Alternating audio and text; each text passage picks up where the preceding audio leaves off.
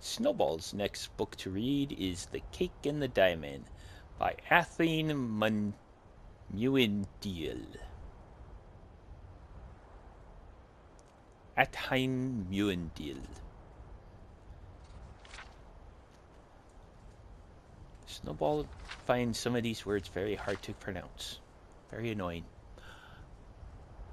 I was in the Rat and the Pot, a foreigner corner club in Aldron, talking to my fellow rats when I first saw the woman. Now, Breton women are fairly common in the Rat and the Pot. As a breed, they seem inclined to wander far from their perches in high rock. Old Breton women, however, are not so migratory, and the wizened old biddy drew attention to herself, wandering about the room, talking to everyone. Nimloth and Odiad were at their usual places, drinking their usual stuff. Odiad was showing off a prize he had picked up in some illicit manner, a colossal diamond, large as baby's hand, and clear as spring water. Snowball wants this. I was admiring it when I heard the creaking of old bones behind me. Good day to you, friends, said the old woman. My name is Abel Chiridet. Might as well be Chittery. Abel Chiridet. And I am in need of financial assistance to facilitate my transportation to Aldrenit. Tongue twister. Redana. You want to see the temple for charity, said Nimloth curtly. I am not looking for charity, said Abel. I'm looking to barter services. Don't make me sick, old woman, laughed Odiad. Did you say your name was Abel Chiridet? I asked. Are you related to Abel Chiridet of High Rock Alchemist? The High Rock Alchemist? Closely related, she said, with a cackle. We are the same person. Perhaps I could prepare you a potion in exchange for gold. I noticed that you have in your possession a very fine diamond. The magical qualities of diamonds are boundless. Sorry, old woman, I ain't giving it up for magic. It was trouble enough stealing this one, said Odiad. I've got a fence who will trade it for gold. But your fence will demand a certain percentage, will he not? What if I could give you a potion of invisibility in exchange? In return for that diamond, you could have the means to steal many more. A very fair exchange of services, I would say. It would be, but I have no gold to give you, said Odiad. I'll take what remains of the diamond after I've made the potion, said Abel. If you took it to the Mages Guild, you'd have to supply all the other ingredients and pay for it as well. But I learned my craft in the wilds, where no potion makers existed, to dissolve diamonds into dust. That's a terrible idea. Snowball doesn't like you at all. When you must do it all by hand, by simple skill, you are blessed with remnants. These fool potion makers at the guilds simply swallow up. That sounds very nice, said Nimloth, but how do we know your potion is going to work? If you make one potion, take the rest of Odiad's diamond and leave, we won't know until you've gone whether the potion works or not. Ah, trust is so rare these days, sighed Abel. I suppose I could make 2 potions for you, and there'd still be a little bit of the diamond left for me. Not a lot, but perhaps enough to get me to Aldredania.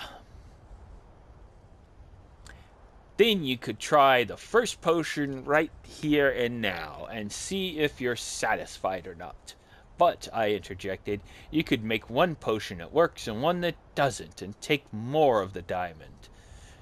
She could even give you a slow-acting poison, and by the time she got to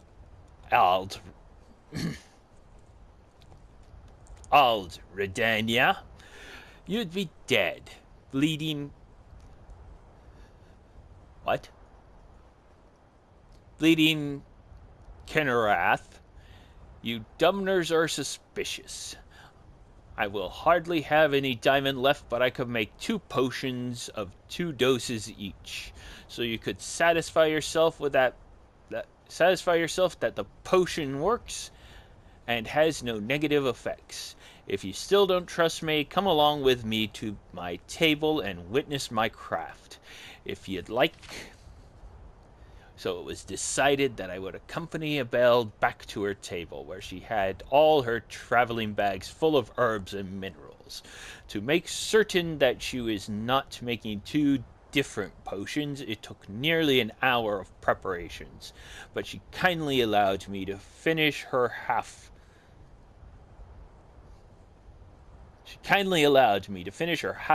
flagon of wine while I watched her work. Splintering the diamond and powdering the pieces required the bulk of the time, over and over again.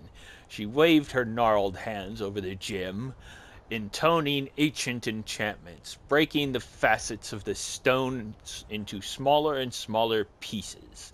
Separately, she made pastes and minced bitter green, crushed red bulbs, Del Arco spay, and driblets of Siciliani oil. I finished the wine. Old woman, I finally said with a sigh, how much longer is this going to take? I'm getting tired of watching you work.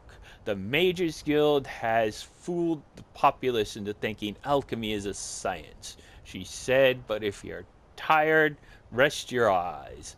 My eyes closed, seemingly of their own volition, but there had been something in that wine.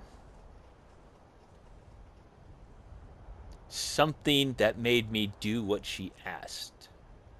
I think I'll make up the potion as cakes. It's much more potent that way. Now tell me, young man, what will your friends do once I give them the potion? Mug you in the street afterwards and retrieve the rest of the diamond, I said simply. I didn't want to tell the truth, but there it was. I thought so, but I wanted to be certain. You may open your eyes now. I opened my eyes. Abel had made a small presentation on a wooden platter. 2 small cakes, a silver cutting knife. Pick up the cakes and bring them to the table, said Abel. And don't say anything except to agree with whatever I say. I did as I was told. It was a curious sensation. I didn't really mind being her puppet, of course. In retrospect, I resent it. But it seems perfectly natural at the time to obey without question. Abel handed the cakes to Odiad, and I dutifully verified that both cakes were made in the same way. She suggested that he cut one of the cakes in half, and she would take one piece and he'd take the other, just so he would know that they worked and weren't poisoned. Odiad thought it was a good idea and used Abel's knife to cut the cake. Abel took the piece on the left and popped it into her mouth.